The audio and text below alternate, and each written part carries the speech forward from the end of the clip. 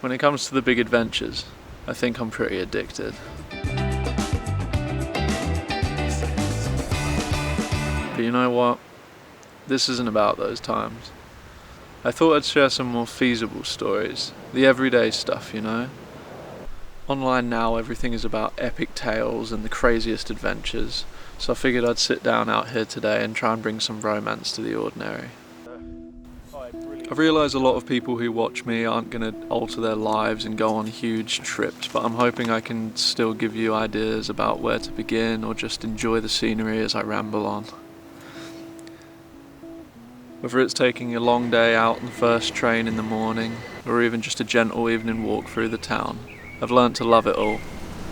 The sound of the blackbirds in the evening trees, the smell of the air after the rain. Sometimes I go alone. This thing's gotta go. Other times it'll be with Unc on our beery walks in the Downs, picking a new route every time to keep things interesting. Skylarks galore.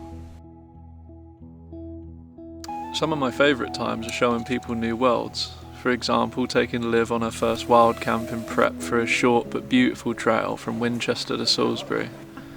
Getting that sense of freedom to slow down, forage berries, repairing the inevitable blisters and visiting farm shops. Still getting that sense of accomplishment from finishing a trail without having to overly commit yourself.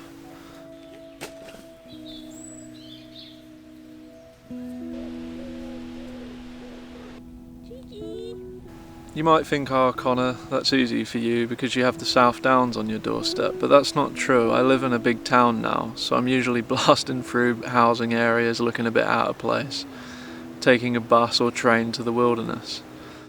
That's so cool. Sometimes getting Liv to rescue me because I've misjudged my timings on one of my many walks home from work.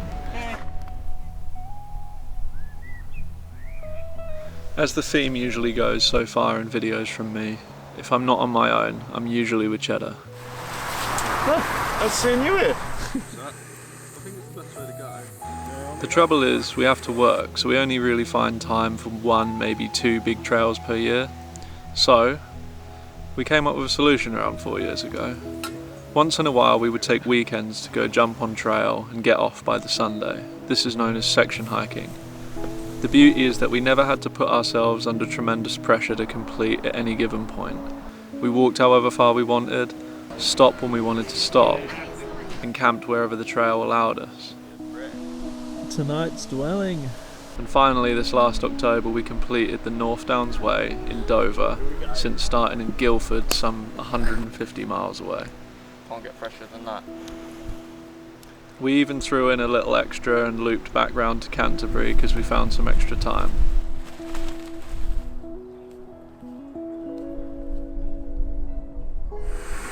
Last morning on the North Downs Way.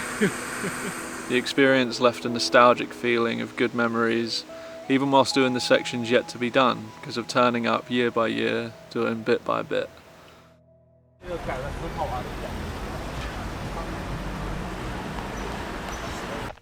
I think I'm very split when it comes to how I approach things out here. A lot of times I find myself in a challenge to complete personal bests, the longest days I can physically do before exhaustion. In July I figured, if I can do 30 miles on a long trail, why can't I pull off the entire Downs link in one day, right?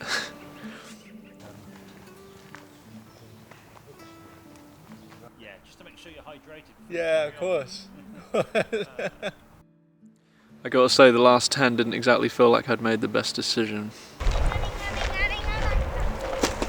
it done?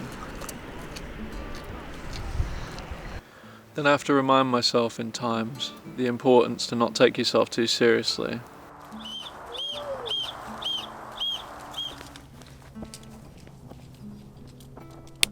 There's always someone fitter than you, more experienced. Swallows are in. Just enjoy the process of being away from your modern distractions. You can learn new things, or just zone out as you stare down a big field.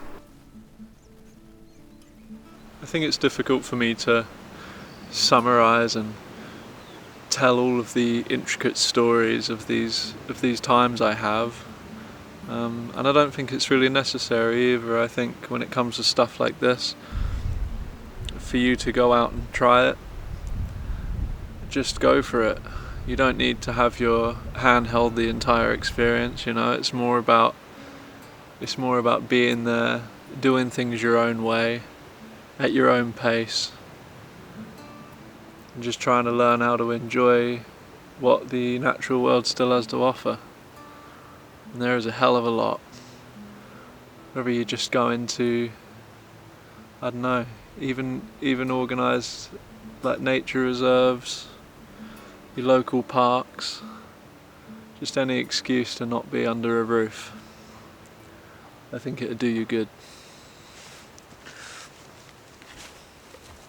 It certainly does me.